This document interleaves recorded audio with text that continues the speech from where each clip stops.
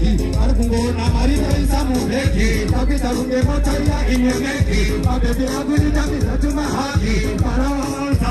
atu Zimbabwe nyinga yetu sarari zangu sumu samureza nila kagenza Zimbabwe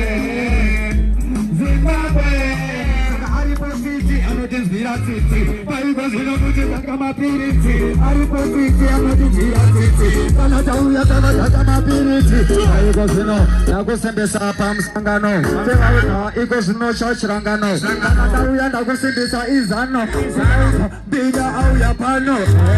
aiwa zano ndiri kutsigira vanodhisa muri mujeri ndiri kubvarira ndinoudza mwari wedu akatikomborera iko zvino takurauyira nasi Zimbabwe nyika yedu